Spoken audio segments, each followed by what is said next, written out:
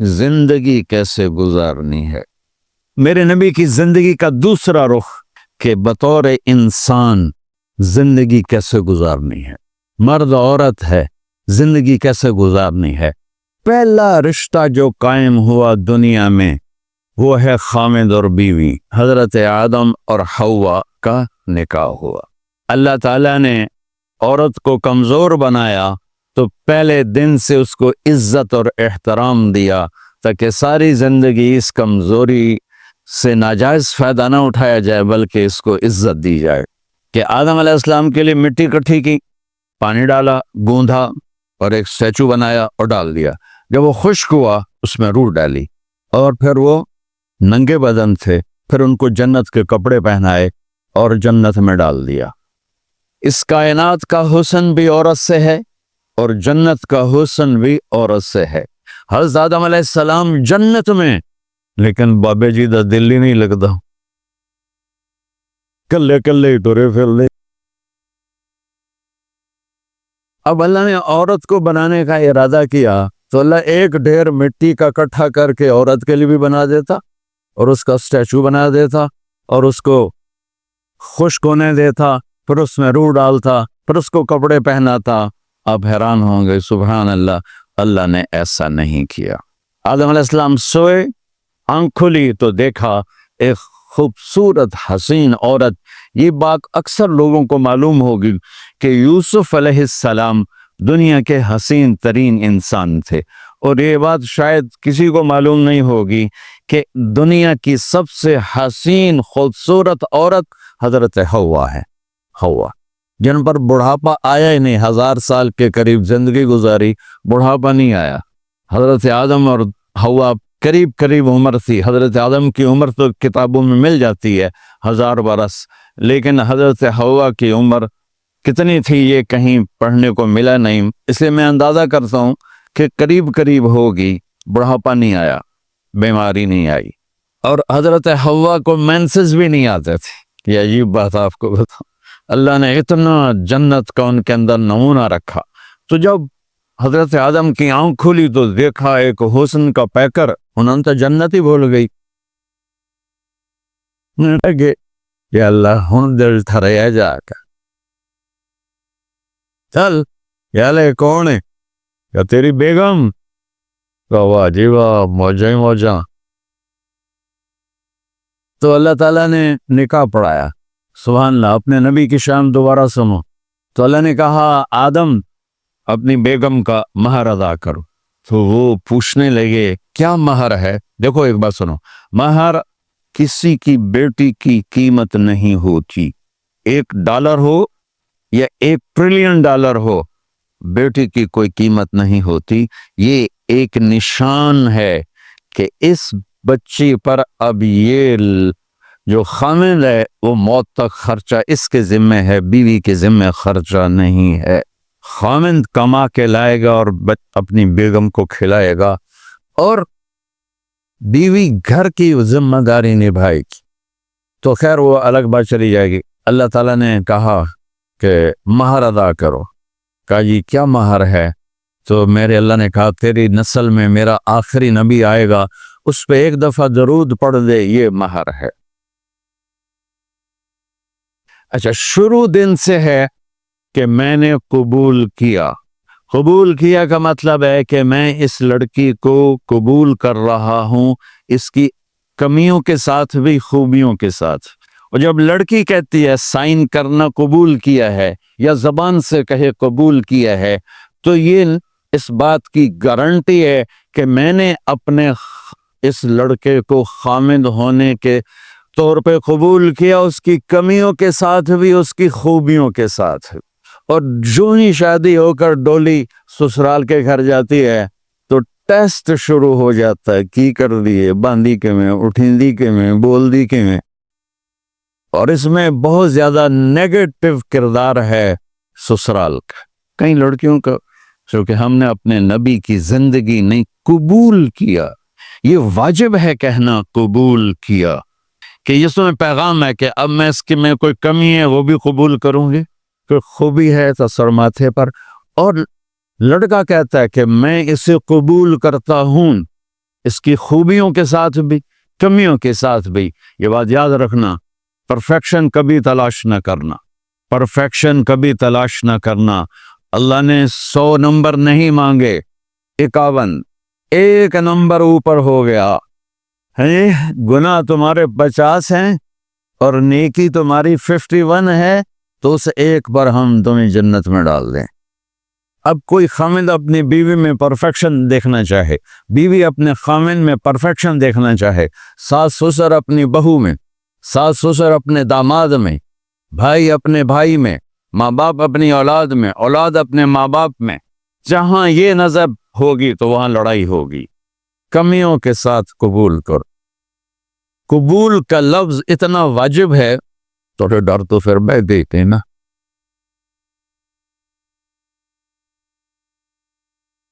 قبول کا لفظ اتنا ضروری ہے کہ اس کے بغیر نکاح نہیں ہوتا. میں یہ کئی جگہ لطیفہ سنا چکا ہوں، اور واقعی قصہ بھی ہے، ایسے لطیفہ نہیں ہے. میرے دوست ہیں، ذمہ دار ہیں اچھے، تو ان کے گاؤں کا ایک بچہ چھوٹی عمر میں بسوں پہ جا کے نا وہ جاب پہ لگ گیا. تو اس کا کام ہوتا ہے بس کو صاف کرنا، ڈرائیور کو چائے پلانا، اور جہاں کہیں رش ہو تو اس کو ڈائریکشن دینا، استاد جی کٹ لو، استاد جی آن دیو، استاد جی جان دیو. تو یہ اس کا محاورہ بن جاتا ہے. اب اس کا نکاح ہوا تو مولانا صاحب نے کہا بھائی عبد الرحمن، میں فرضی نام لے رہا ہوں، نام مجھے اس کا یاد نہیں، عبد الرحمن زینب بنت اسلم نو تیرے نکاح دیتا 500 مہر تو قبول کیتا؟ تھوڑی دیر سوچ کے کہندا جی آن دیو. اس نے ساری زندگی آن دیو ہی سیکھا تھا. تو اس کے بھائی نے اس کو نہیں ماری تو کہنے لگا جی جان دیو. مولانا صاحب نے کہا آن دیو جان دیو نال کم نہیں بننا، تو آگے میں قبول کیتا. یہ بھی صحیح واقعہ سنا رہا ہوں. ایک نوجوان نے بیوی کو 3 طلاق دے دی کٹھی. اب ہو گیا پریشان، مولانا صاحب کے پاس گیا، کوئی میرے جیسا ہوگا. مولانا صاحب 3 طلاق دے بیٹھا، کوئی مسئلہ کا حرام. کہا جی کوئی رستہ حرام، کوئی گنجائش حرام. اس نے جیب سے موٹا سا لفافہ نکالا اور مولانا کے جانماز کے نیچے ڈال دیا. کہ مولانا صاحب کوئی گنجائش کہ ہوں تو سوچنا ہی پوے. کی آکھیا یہ تو اپنی بیگم نے؟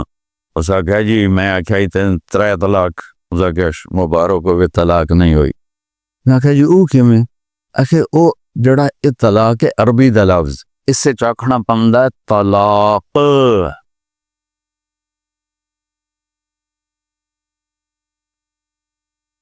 یہ آپ کو صحیح واقعہ سنا رہا ہو. تو تم نے تو چھوٹے کاف کے ساتھ کہا طلاق. او کاف تا کتے آلا ہے. موجاں کر ایک لفافہ ہو راوے تو چاہے ساری زندگی دا حلال کر دے. لفظ قبول اتنا ضروری ہے. تو میرے نبی نے 11 شادیاں کی، اللہ کی قسم شوق کی نہیں. ما تزوجت وما زوجت الا بوحی من السماء نزل به جبریل. کہ لوگوں سن لو میری بات غور سے، مجھے عورت کی کوئی رغبت نہیں ہے. میں نے جہاں شادی کی، جہاں بیوتی کی شادی کی، پہلے اللہ نے آسمان سے جبریل بھیج کے حکم دیا، پھر میں نے قدم اٹھایا. تو پہلا رشتہ خامند اور بیوی ہے جو اس کائنات میں جڑتا ہے. یہ دنیا کا سارے رشتوں میں نمبر 1 رشتہ ہے، سب سے خوبصورت رشتہ ہے، سب سے اہم رشتہ ہے، سب سے بڑا رشتہ ہے. والدین کے لیے چند آیات ہیں، اولاد کے لیے چند آیات ہیں، بہن بھائیوں کے لیے چند آیات ہیں، خامند اور بیوی کے لیے سینکڑوں آیات ہیں، سینکڑوں. تو اگر آپ اپنے گھروں میں کامیابی دیکھنا چاہتے ہو، اپنے گھر کو ہاؤس کی بجائے ہوم دیکھنا چاہتے ہو، خوشی کا اگر آپ اسے گہوارہ بنانا چاہتے ہو، اللہ کی قسم ڈگریوں سے نہیں ہوگا، محبت سے ہو. میرے نبی سے پوچھا گیا یا رسول اللہ اسلام کا سب سے مضبوط عمل، نہیں، میرے نبی نے سوال کیا، بولو بھائی اسلام کا سب سے مضبوط عمل کیا ہے؟ صحابہ نے کہا نماز. نہیں سبحان، ابھی میں نماز کی کتنی اہمیت بتا چکا. انہوں نے عرض کیا جہاد. آپ نے فرمایا نہیں. تو صحابہ نے عرض کیا روزہ، آپ نے فرمایا نہیں۔ اللہ، یا رسول اللہ حج، آپ نے فرمایا نہیں۔ تو سارے صحابہ حیران ہو گئے، یا رسول اللہ نماز، جہاد، روزہ، حج، تو پھر کیا ہے؟ اب سننا سارے بہن بھائی، مستورات، بچے بچیاں، آپ نے فرمایا اسلام کا سب سے مضبوط اور بڑا عمل ہے آپس میں اللہ کے لیے محبت کرنا۔ اگر آپ اپنے گھروں میں حسن دیکھنا چاہتے ہو تو ایک دوسرے سے محبت کرو، اظہار محبت کرو، اور محبت کے پیدا ہونے کے لیے بہت ساری چیزیں ہیں، لپیٹ کے دو میں کر لیتا ہوں، دو میں۔ بیوی کی خوبی دیکھو، کمی نہ دیکھو، خاوند کی خوبی دیکھو، کمی نہ دیکھو، پہلی بات۔ دوسری بات، اس زبان سے زہر نہ اگلو، محبت کے پھول، اس زبان سے کڑوے جملے نہ ہوں، طنز نہ ہو، ٹونٹنگ نہ ہو، بیزن نہ کرو، انسلٹ نہ کرو، تو آپ کا دل جڑ جائیں گے۔ یاد رکھو، شکلوں سے زندگی آباد نہیں ہوتی، زندگی اخلاق سے آباد ہوتی۔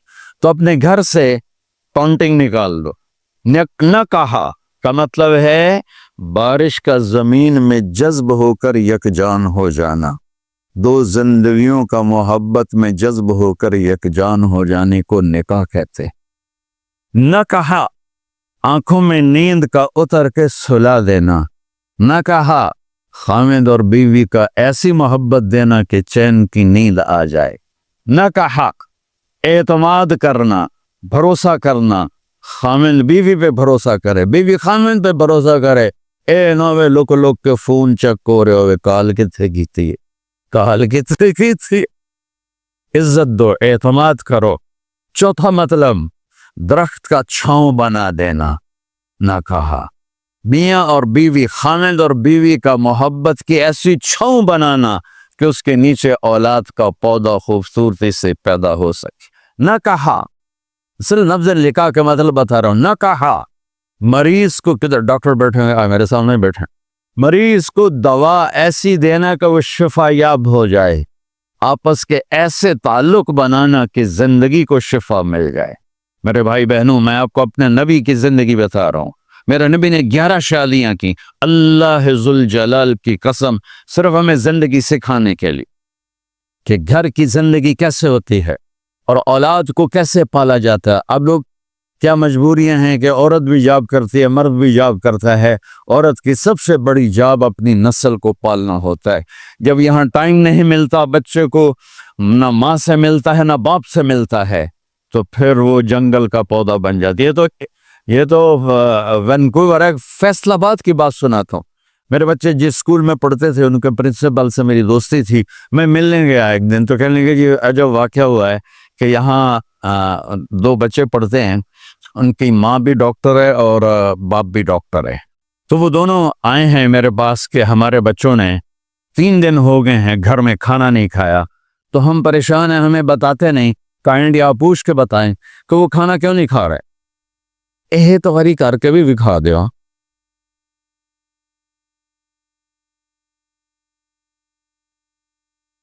ہمارا دین اتنا خشک نہیں، ہمارے مولوی صاحبان نے زیادہ خشک بنا دیا۔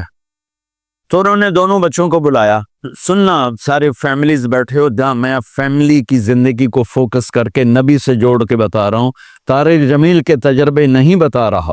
دونوں بچوں کو بلایا، بیٹا آپ کھانا کیوں نہیں کھا رہے؟ کہا جی ہم اپنے ممی اور بابا کے سامنے نہیں بتائیں گے۔ تو انہوں نے دونوں کو باہر بٹھا دیا، پھر پوچھا اب بتاؤ کیا مسئلہ ہے؟ ان کا سر ہم صبح جب ناشتہ کرتے ہیں تو ہمارے ممی ڈیڈی سو رہے ہوتے ہیں، ہماری ان سے ملاقات نہیں ہوتی۔ جب ہم اسکول سے واپس آتے ہیں تو ممی ڈیڈی اپنے میڈیکل کالج میں ہوتے ہیں، ہاسپٹل میں ہوتے ہیں، تو ہمیں ان کو دیکھنے کا موقع نہیں ملتا۔ شام کو جب ہم کھانا کھاتے ہیں تو یہ دونوں اپنے پرائیویٹ کلینک میں ہوتے ہیں، تو ہم ان کو دیکھ نہیں پاتے۔ پورا ہفتہ گزر جاتا ہے، ہمیں ماں باپ کی شکل نظر نہیں آتی۔ تو ہم نے سٹرائک کی ہے کہ ایسے ماں باپ کی روٹی کیا کھانی جو اپنی شکل بھی نہ دکھا سکیں۔ تو اس نے ہم نے کہا ہم نے بائیکاٹ کیا ہے، گھر میں نہیں کھانا ہے۔ تو ایسی لائف مت بناؤ۔ یہاں ایک بہت بڑا چکر شیطان دیتا ہے، بڑی گاڑی لے لو، $100 کی قسط تو ہے، اور بڑا گھر لے لو، $200 یا $100 کی قسط تو ہے، پھر میاں بھی کام کرے، بیوی بھی کام کرے، جو کہ بڑا گھر باقی رہے، تو خوشیاں تو مٹ گئیں۔ جو ڈبل جاب کرے گا، اور ڈبل جاب کرتے ہیں، ڈبل جاب کرنے والا بیچارہ تھکا ہوا ذہن لے کے آتا ہے، وہ کیسے ٹائم دے گا اپنے بچوں کو خوشی کے ساتھ؟ جو ماں جاب کر کے آئے گی، پھر کھانا پکائے گی، وہ جب اتنی تھک جائے گی تو اپنے بچوں کو کھلا ٹائم کیسے دے سکے گی؟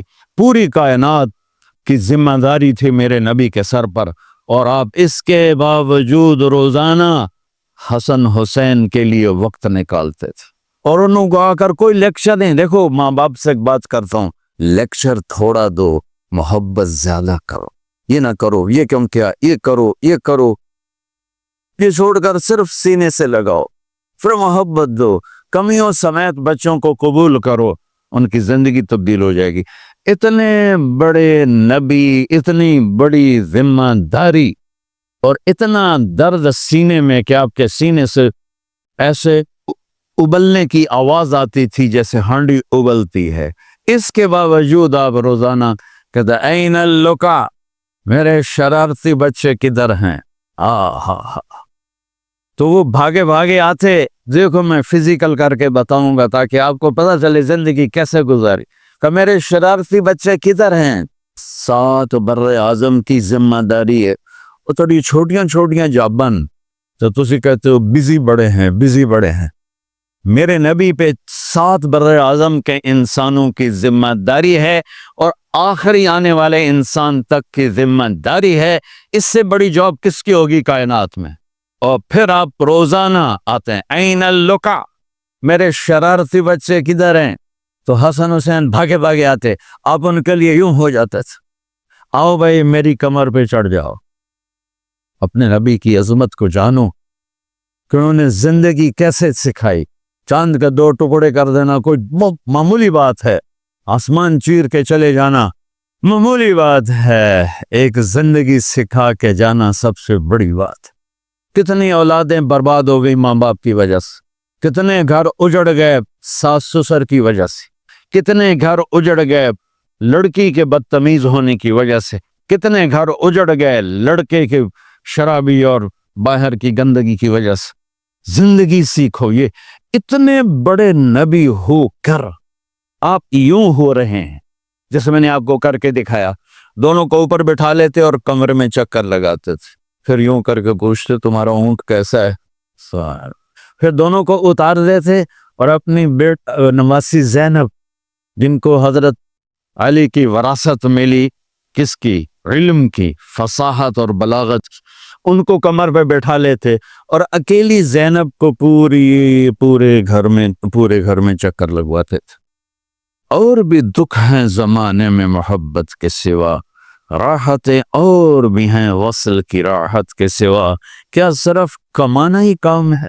ادھار کی زندگی سے بچو، خوش و خرم رہو، اس کو قسط دینی ہے، یہ قسط دینی ہے، یہ قسط دینی ہے، یہ دینی ہے، سر میں درد نہیں ہوگا تو اور کیا ہو؟ تو آپ اتنے بڑے عظیم ہو کر وقت نکال رہے ہیں۔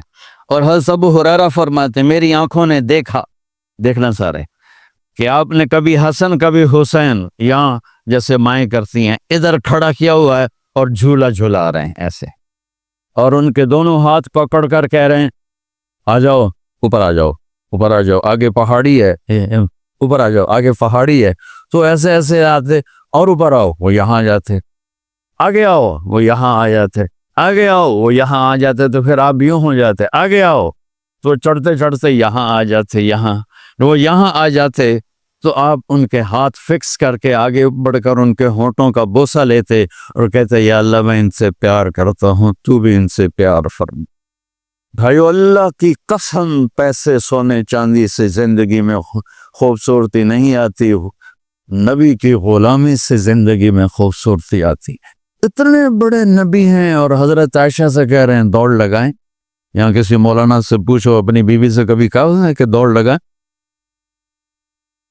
الٹا سوٹا لے آتے کھل ہو جائے گا، عائشہ دوڑ لگائیں، اور واپسی کہاں سے ہو رہی ہے؟ دوڑ کہاں لگ رہی؟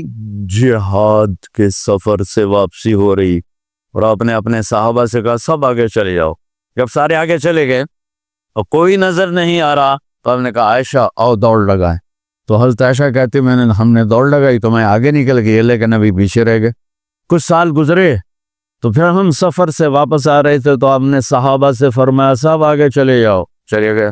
آپ نے کہا عائشہ دوڑ لگائیں. آگے لگائیں. کون دنوں میں ذرا موٹی ہو گئی تھی تو پھر اللہ کے نبی آگے نکل گئے میں پیچھے رہ گئی. تو آپ نے کہا عائشہ حاذہ بتلک، آج تو اور میں برابر